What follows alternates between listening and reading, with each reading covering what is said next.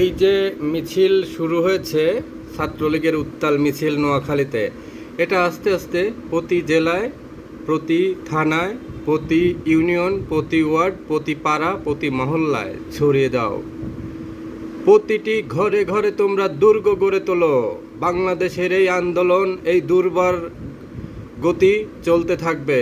বাংলাদেশের এই অবৈধ সরকার কতদিন টিকে সেটা বাংলাদেশ আওয়ামী লীগের উত্তাল শক্তি, আওয়ামী লীগের কর্মীদের শক্তি, আওয়ামী লীগের নেতাকর্মীদের উত্থান, আওয়ামী লীগের নেতাকর্মীদের মিছিল বুঝিয়ে দিবে।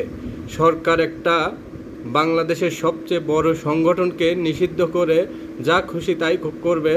যখন ইচ্ছা যাকে ইচ্ছা জেলে দিবেন, যাকে ইচ্ছা জেলে দিয়ে একটা গরিব কর্মী যে জীবনে কোনো দিন এক পয়সা সংগঠন থেকে, দল থেকে পায়নি, কেবলমাত্র একটি পোস্ট পেয়েছে, বাট দিনে দিনে অনেক শ্রম দিয়েছে যে সংগঠনের প্রতি, ঠিক তেমন কর্মীকে জেলখানায় নিয়ে গুনতে হচ্ছে রিমান্ড, গুনতে হচ্ছে মোটা অঙ্কের টাকা।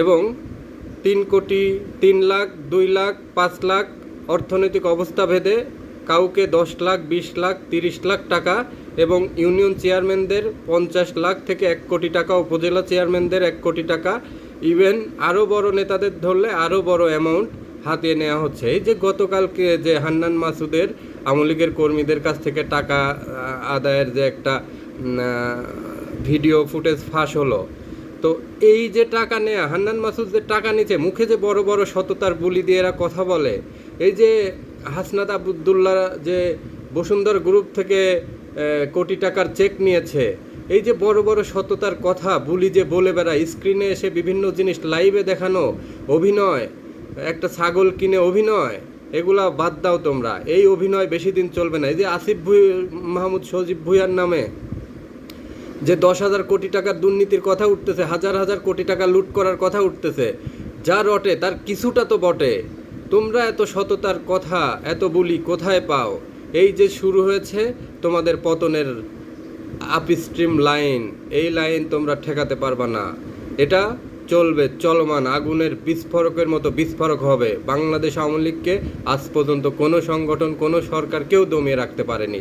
নোয়াখালীতে শুরু হয়েছে, চট্টগ্রামে শুরু হয়েছে, এই আগুন সারা দেশে ছড়িয়ে যাবে। কয়জনকে ঠেকাবেন? কয়টা পুলিশ, কয়টা প্রশাসন আপনার আছে?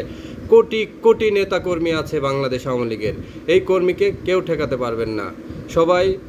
সব নেতাকর্মী দুর্গ গড়ে তোলার জন্য প্রস্তুতি নিন। আমাদের নেত্রী শেখ হাসিনার জন্য আমরা এই দুঃসময়ে কিছুই করতে পারতেছি না। এইটা আমাদের কর্মীদের জন্য বড় দুর্ভাগ্য। আমাদের দুর্ভাগ্য এই নেতাকর্মীদের জন্য, এই দলের জন্য, এই জননেত্রী শেখ হাসিনার জন্য। এই দুঃসময়ে আমাদের নেতাকর্মী, এই যে লক্ষ কোটি নেতাকর্মী থেকে লাভ কি? আমাদের এই দুঃসময়ে কিছু করতে হবে জননেত্রী শেখ হাসিনার জন্য। শেখ হাসিনা নীরবে চলে যেতে বাধ্য হয়েছেন। তাকে গোপালগঞ্জের কথা বলে তাকে প্লেনে জোর করে তুলে দেওয়া হয়েছে, এবং যাওয়ার পরেই একটা সংবাদ প্রচারিত হয়েছে যে তিনি পদত্যাগ করেছেন। আসলে তিনি পদত্যাগও করেনি, এখানে মিথ্যাচার হয়েছে।